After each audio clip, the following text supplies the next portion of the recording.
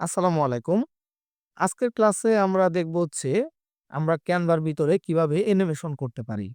যেমন হচ্ছে আমরা কোনো টেক্সটে কিভাবে অ্যানিমেশন দিতে পারি। আজকের ক্লাসে আমরা এটাই দেখব। ওকে? তো চলুন শুরু করা যাক। আমরা হচ্ছে এখান থেকে যাব হচ্ছে ১ম এ ভিডিওতে। ওকে? আমরা ভিডিওতে আসলাম। আসার পরে যেকোনো মাপের একটা ভিডিও নিলাম। ভিডিও নিয়ে নিলাম আমরা হচ্ছে ল্যান্ডস্কেপে। তো দেখেন এখন হচ্ছে আমাদের ভিডিওটা আসার পরে এখানে দেখবেন অনেকগুলা ভিডিও আসবে। ওকে? আমার এখানে কিন্তু এই Canva Pro টা কেনা আছে এজন্য হচ্ছে এই ভিডিওগুলা হচ্ছে ফ্রি দিচ্ছে। এগুলা কিন্তু কোনো ফ্রি ভিডিও না। এগুলা দেখবেন প্রো ভিডিও। ওকে? তো সেই ক্ষেত্রে আপনার যদি Canva Pro লাগে তো অবশ্যই আমাদের সাথে যোগাযোগ করবেন। ডেসক্রিপশনে অ্যাড্রেস দেওয়া আছে, ফোন নাম্বার দেওয়া আছে। আপনারা আমাদের সাথে যোগাযোগ করলে খুব অল্প টাকায় Canva Pro নিতে পারবেন। ওকে? তো চলুন শুরু করা যাক। আমরা যদি এই ভিডিওটাকেই নেই এখানে একটা ক্লিক দিব। ক্লিক দিলেই আমাদের এখানে ড্যাশবোর্ডের টাইমলাইনে চলে আসবে। ওকে? তো আসার পরে দেখেন আমাদের এই যে এখানে টাইমলাইনে চলে আসছে এটা। এখন আমরা যদি ভিডিওটাকে একটু প্লে করি, দেখেন ভিডিওটা বাসটা চলতেছে আর এখানে লেখাটা উঠতেছে ব্যাক টু স্কুল। ঠিক আছে? এইখানে আমরা যদি চাই যে আমরা টেক্সটে এখানে ক্লিক দেওয়ার পরে এখানে ব্যাক টু দিব না, আমরা এখানে গো টু দিব। ওকে? তো হচ্ছে আমরা এখানে দিয়ে দিলাম গো টু স্কুল। তো দেওয়ার পরে এখন দেখেন আমরা যদি এটাকে প্লে করি দেখেন একটা অ্যানিমেশন হয়ে লেখাটা আসে। দেখেন খেয়াল করেন। এই যে একটা অ্যানিমেশন হয়ে কিন্তু আমাদের লেখাটা আসছে। আমরা চাচ্ছি যে এই লেখার উপরে আমরা একটা আলাদা অ্যানিমেশন দিব। তো এটাকে সিলেক্ট করার পরে দেখেন এখানে অ্যানিমেশন লেখা আছে। এখানে যদি আমরা একটা ক্লিক দেই, এখানে অ্যানিমেশনের অপশনগুলা চলে আসছে। তো এখান থেকে আমরা হচ্ছে আমাদের মতো করে একটা অ্যানিমেশন দেই। এই যে এরকম একটা দেই বা হচ্ছে এরকম একটা দেই। আমরা এটাই দিলাম। বা হচ্ছে যেরকম ডব খাবে তো আমরা এটা দেই। তো এটাতে আমরা ক্লিক দিলাম। ক্লিক দেওয়ার পরে দেখেন এই অ্যানিমেশনটা হচ্ছে। এখন আমরা যদি এটাকে প্লে করি, দেখেন এই যে অ্যানিমেশনটা পুরাটা হইলো, লেখাটা যে পর্যন্ত আছে ওই পর্যন্ত অ্যানিমেশনটা হবে। হওয়ার পর আবার হচ্ছে লেখাটা চলে যাবে। ওকে? তো এখন আমরা চাচ্ছি যে লেখাটাকে আমরা আরেকটু ছোট করে দেই, সময়টাকে যতক্ষণ থাকবে এখানে। তো আমরা এটাকে জাস্ট সিলেক্ট করার পরে আবার অ্যানিমেশনে যাব। আসার পরে দেখেন আমরা যদি আরেকটু নিচে নামি, নিচে নামলে এইদিকে একটা জায়গায় খেয়াল করি আমরা এদিকে, এই যে এড অন ইফেক্ট মানে আমরা এর উপরে আরো ইফেক্ট এড করতে পারবো। যেমন হচ্ছে এই যে এটা দিলাম আমরা, ঠিক আছে? পালস দিব। যেন একটু পালসের মতো যেরকম করে, ওকে? এটা আমরা কেটে দেই।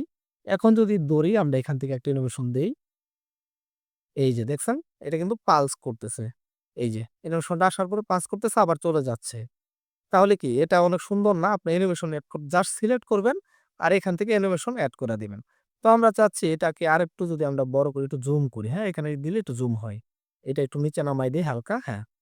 তো আমরা চাইলে এই লেখা না, আমরা এই লেখার ফন্টও চেঞ্জ করতে পারি। এইটাতে ক্লিক দেওয়ার পরে এই যে এখানে ক্লিক দিলে দেখেন ফন্ট চেঞ্জ হয়ে যাবে। এই যে দেখেন ফন্টটা চেঞ্জ হয়ে গেছে, দেখছেন? এই ফন্ট চেঞ্জ করতে পারি। আমরা ইচ্ছা করলে আলাদা একটা লেখাও এখানে দিতে পারি। এই যে এখানে আসার পরে এড বক্সে এখানে ক্লিক দিলে দেখেন আরেকটা আসছে। এখান থেকে আমরা হচ্ছে লেখা চেঞ্জ করে দেই দেখেন। এই যে ধরি এটা আমরা রাখলাম, ওকে? আমরা আগের লেখাটাকে যদি ডিলিট করে দেই, ধরেন এটা আমরা ডিলিট করে দিলাম। দরকার নাই। আমরা আমাদের এই লেখাটা এখানে রাখলাম। এটা নতুন করে সাপোজ আমরা নিছি।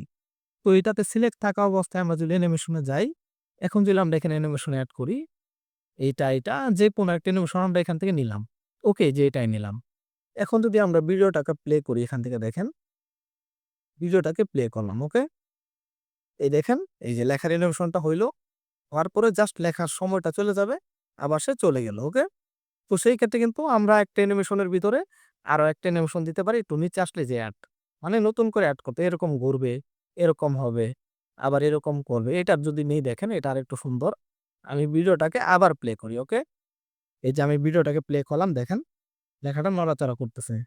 অনেক সুন্দর লাগতেছে না দেখতে? তো সেই ক্ষেত্রে হচ্ছে আপনি চাইলে এভাবে কোনো টেক্সটের ভিতরে অ্যানিমেশন এড করতে পারেন আপনার ইচ্ছামত।